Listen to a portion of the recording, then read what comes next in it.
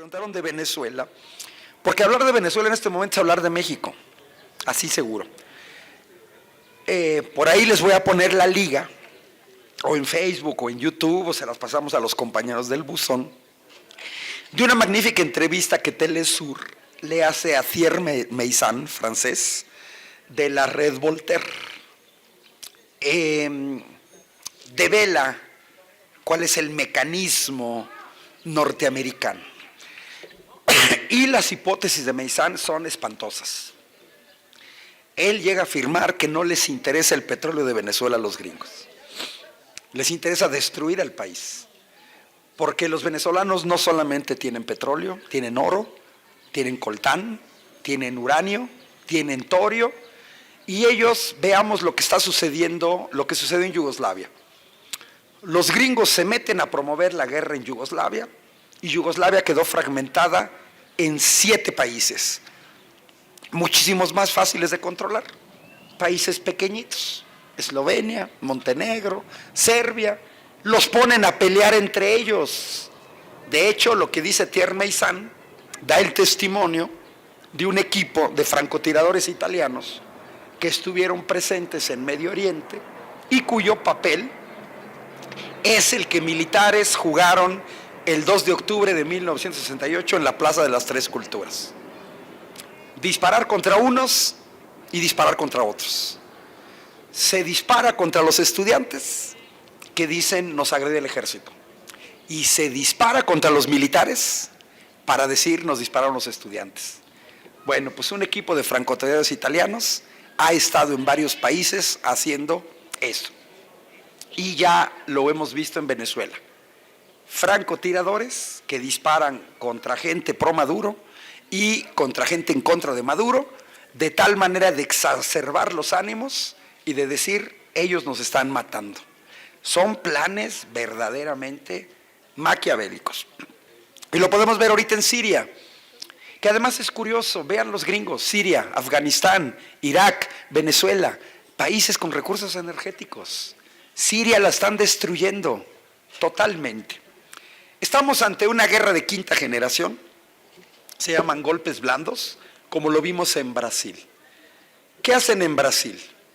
Primera, el legislativo defenestra a Dilma Rousseff, elegida legítimamente, y utilizan al Poder Judicial para encarcelar a Lula da Silva y que no pueda participar en las elecciones por una sencilla razón. Si a Lula lo hubieran dejado participar, el presidente de Brasil no sería Jair Bolsonaro, sería Lula da Silva. Y encarcelan a Lula da Silva sin pruebas. Quitan a Dilma Rousseff, meten al tipejo este de Bolsonaro, que inmediatamente se pone como tapete al servicio de los norteamericanos, dispuesto a agredir a Venezuela. Para eso lo pusieron. Dilma Rousseff no se habría prestado a la posición de Bolsonaro. La posición de dignidad del gobierno de Andrés Manuel López Obrador, que no es el único. Ahora ya acusan a López Obrador de que no está a la altura de los tiempos, que porque ya no está de moda la no intervención, como si fueran camisas, pantalones o sombreros. ¿Por qué no le reclaman al gobierno de Italia, cuyo ministro de Exteriores ayer dijo, no nos vamos a meter en Venezuela por un principio básico de convivencia entre los pueblos, la no intervención? A ver, critíquense a los italianos. Y además la ONU, la mayor parte de los países de la ONU no han reconocido a Juan Guaidó. La mayor parte de los países de la OEA no han reconocido a Juan Guaidó. Sí, lo reconocieron el Parlamento Europeo, controlado por fuerzas de derecha. Sí. Ya vino Pedro Sánchez del PSOE, que da vergüenza, el PSOE traiciona al propio mediador en Venezuela, José Luis Rodríguez Zapatero, expresidente español, miembro del PSOE, que está haciendo un trabajo de arreglar las cosas por la buena. Y luego viene Pedro Sánchez, que es una vergüenza, a querer decirle a AMLO que sí que hay que intervenir. Bueno, ¿cuál es el camino de estos golpes blandos y guerra de quinta generación, porque tenemos que tener los sensores puestos. Primero, una agresión mediática, basta ver a CNN, por ejemplo, en donde comienzan a contar una bola de mentiras y medias verdades. Fíjense cómo es CNN. El 23 de enero hubo marchas masivas en apoyo y en contra de Nicolás Maduro, del gobierno de Nicolás Maduro. Pero CNN no nos mostró los cientos de miles, las decenas de miles que salieron en Caracas a favor de Maduro. Nada más nos mostró a los otros para hacernos creer que todo el pueblo venezolano está en contra de Nicolás Maduro. Yo casi le diría a la derecha venezolana, no sean chillones, vean lo que hicimos los mexicanos. ¿A poco ustedes tienen un organismo tan tramposo como el INE o como el IFE? ¿Qué fue lo que hizo Morena? Nos hicieron fraude en 2006 y seguimos batallando y no le pedimos al ejército que diera golpe de Estado. Lo arreglamos por las buenas. Nos volvieron a hacer fraude en 2012, nos volvimos a organizar y le ganamos al PAN y al PRI. Que no me venga la derecha venezolana que no le pueden ganar unas elecciones a Maduro. Pues sí, pero tienen que participar. Miren, entrevistan a un argentino que va a Caracas y dice, yo quiero ver en vivo a los venezolanos hambrientos porque no hay nada que comer. Y lo primero que se sorprende es que llega a un país donde el litro de gasolina cuesta 50 centavos de peso. 50 centavos de peso. Llenar un tanque de gasolina de 50 litros cuesta 25 pesitos. Ya, 25 pesitos. Lo que cuesta una torta. 25 pesitos. Y luego además dice que ve por las calles de Caracas Land Rovers, BMW, Audi, vehículos de lujo.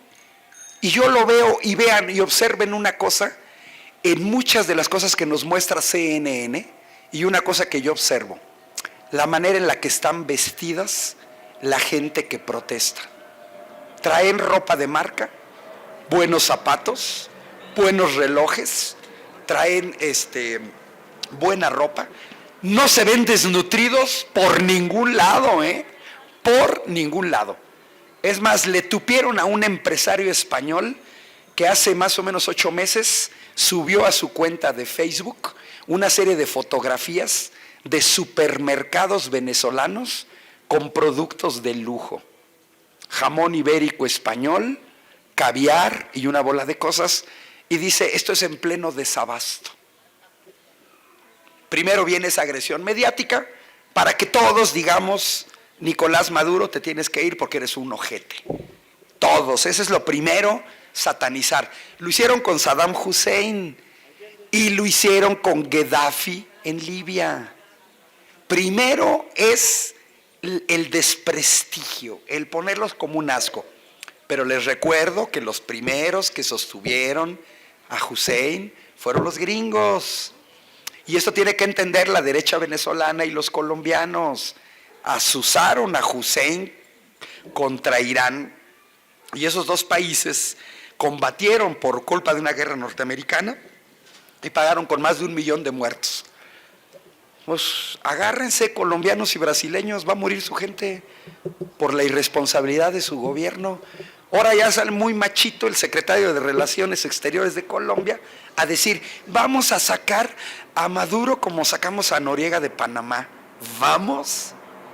Si no tuvieras detrás a los gringos, ¿serías tan machito de querer invadir a otro país? O sea, ahora todo el mundo anda bien machito. Ay, vamos a invadir y vamos a sacarlos.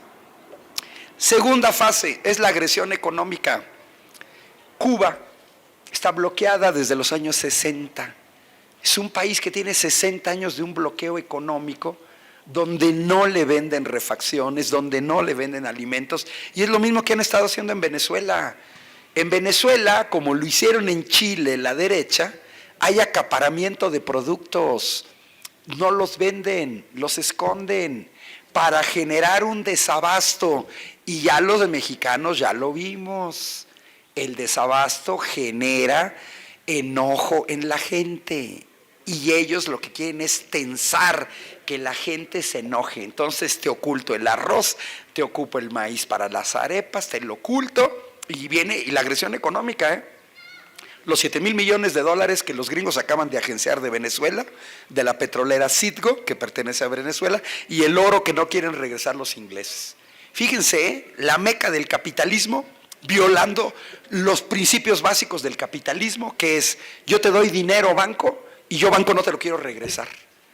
Hacen un escándalo para proteger a los privados. El secreto bancario es lo más sagrado que exista para un capitalista. Y yo meto el dinero al banco y me lo quedo. Bueno, pues ahí está. Si eso no les funciona, y lo estamos viendo claramente en Venezuela, es la violencia interna desatada con la manipulación mediática. Nos exhiben a los muertos de un lado, pero nos ocultan a los del otro lado, para siempre victimizar a unos y para ver. Miren, 2 pesos y 2 medidas.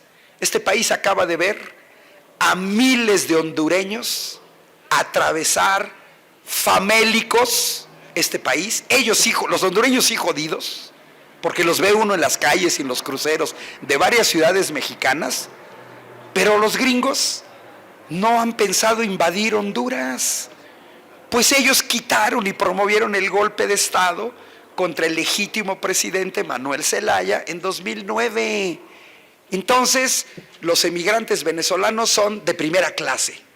Los hondureños son escoria. No les interesa.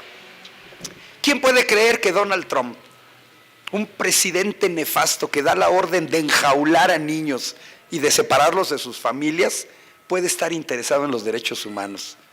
Solamente ellos se los creen. Desatan la violencia y luego lo que sigue es la invasión de países vecinos. Lo vemos con Turquía invadiendo Siria, por ejemplo, ¿no? Para que se enfrenten entre ellos. Última medida, los gringos, pero no les gusta mucho, es que están empantanados en Afganistán y en Irak. A todo el mundo dijeron: miren, Irak tiene armas de destrucción masiva, vamos a imponer la democracia. Bueno, pues la derecha venezolana lo tiene que ver.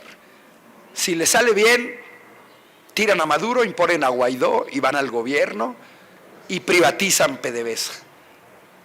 Pero si les sale mal, se pueden empantanar en una guerra civil, se pueden empantanar en una invasión de su país, en donde entonces sí van a sentir lo que es desabasto, y en donde entonces sí van a sentir lo que es carencias, y en donde van a pagar con sus vidas el andar jugando con fuego, mientras los gringos cómodamente están comiendo aguacate, viendo el supertazón. Así de sencillo. Pero pues miren, para que alguien se quiera inmolar, pues se requiere también alguien que se quiera inmolar. Vean a qué nivel estamos. ¿Quién es Juan Guaidó para decirle a Andrés Manuel algo? En primera, lo voy a decir de manera despectiva, ni modo, es un diputadillo o un diputadete que yo me quise buscar en internet cuánta gente votó por él. Es un diputado federal. Pues no sé, Venezuela es un país que tiene 30 millones de habitantes. Tan solo los que votamos por Andrés Manuel somos más que todos los habitantes de Venezuela. Así de sencillo. ¿Cuántos pudieron haber votado por él? Si bien le va a algunos miles. Y votaron por él para que fuera diputado. Y se autoproclama presidente. A ver, ¿qué le pasaría a Donald Trump? ¿Qué diría? Que Nancy Pelosi, quien es la presidenta del Congreso norteamericano, en una de las marchas de 30,000 maestros en California, o en una de las tantas marchas que hay contra Donald Trump, incluso en Washington, se autoproclamara presidenta de los Estados Unidos. Porque dice que ella es la presidenta del Congreso, y como el Partido Demócrata tiene la mayoría, queremos a Nancy Pelosi, sí, que Nancy Pelosi. A ver, ¿qué haría Donald Trump? ¿Se autoinvadiría? ¿Se imaginan a un líder de los chalecos amarillos ahorita en Francia que se autoproclame presidente en vez de Emmanuel Macron? Y los parlamentos europeos, sí, ya se autoproclamó presidente. Es una cosa gravísima esto que estamos viendo en Venezuela, gravísima, porque le puede suceder a cualquier país. Cualquier hijo de vecina se va a autoproclamar, ¿no? Bueno, ¿qué tendría que entender la derecha venezolana? Apuesten en la negociación, van a salir perdiendo también ellos, van a salir perdiendo y pueden salir perdiendo mucho, y sobre todo la carne de cañón que tienen que hacer. En ese sentido, México y Uruguay, y no son los únicos, sí le están apostando a una cuestión que a nosotros tampoco nos conviene. Si vemos el mapa de Sudamérica, si vemos la violencia en las calles y la represión de Mauricio Macri a los argentinos, miren, la represión en Argentina es más feroz que en Venezuela. Las escenas de violencia de la policía argentina reprimiendo a manifestantes en Argentina superan las que se ven en Venezuela. Pero eso no lo ocultan, eso no nos quieren mostrar, que Macri es un represor. Naturalmente a nosotros no nos convienen todos estos regímenes de derecha. En cierto sentido, las dos potencias en América Latina, pues es Brasil y es México. ¿Qué tenemos que hacer? Pues informarnos más, tener paciencia. Los problemas técnicos en Pemex van a requerir tiempo. Por ejemplo, esto que dice Rocío Nale. Vean a qué nivel de estupidez. El haber vendido 2 plantas de hidrógeno al interior de refinerías en México es como si ustedes les vendieran la cocina de su casa. Y entonces, cada vez que ustedes se fueran a hacer un huevo frito o un sándwich, tenían que pagar una mensualidad a quien le vendieron la cocina. Porque esas plantas de hidrógeno estaban dentro de las instalaciones de Pemex, se tiene que pagar una renta, creo que en una de ellas es $1,000,000 mensuales, se venda o no se venda hidrógeno.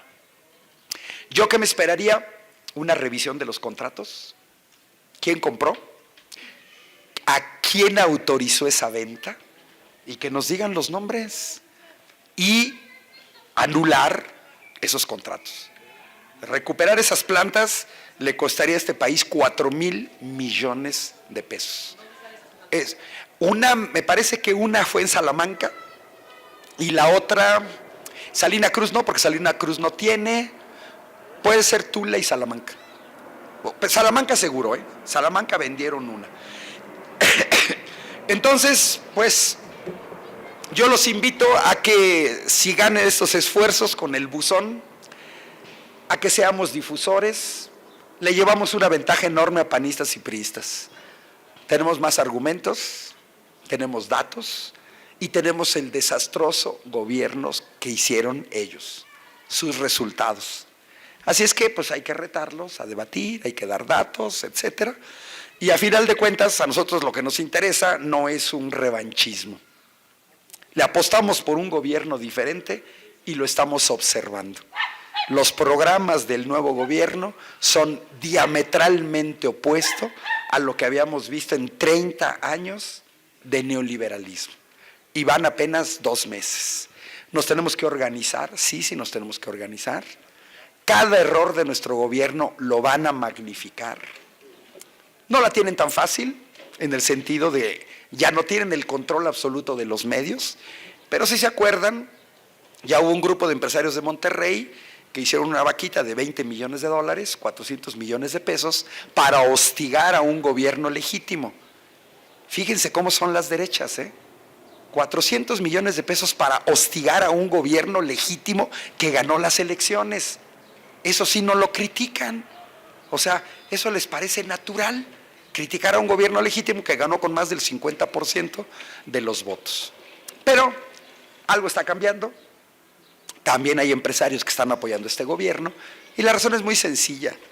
Los anteriores gobiernos, para construir el circuito mexiquense, le entregaron los contratos a la empresa española OHL, ya señalé los campos aerogeneradores en el Istmo, entregaron los bancos a los extranjeros, entregaron las gasolineras a los extranjeros, pues a quienes les pegan son a los empresarios mexicanos. Yo digo bienvenidos a la cuarta transformación, a los empresarios nacionalistas mexicanos, como hay empresarios nacionalistas franceses, como hay empresarios nacionalistas noruegos, como hay empresarios nacionalistas suecos. Cierro con una anécdota para que vean qué tipo de empresarios necesitamos.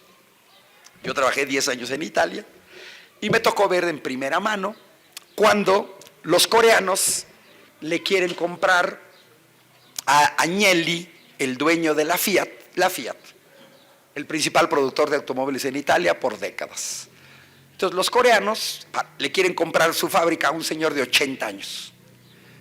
Si hubiera sido mexicano, había hecho lo que hizo Mariazún Aramburu Zavala, que se deshace del Grupo Modelo, una de las principales empresas mexicanas, y la vendió.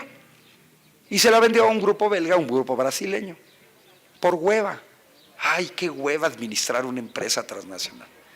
Agnelli le dijo a los coreanos, no les voy a vender la Fiat, porque yo ya sé qué van a hacer. Fíjense, un empresario de 80 años, que ya está más cerca de la tumba que otra cosa, yo no les vendo mi fábrica. Ustedes van a sacar la producción de Italia, van a generar desempleo, van a generar delincuencia en mi país, y yo no quiero la destrucción de mi país. Un tipo que está a punto de irse a la tumba. México necesita ese tipo de empresarios.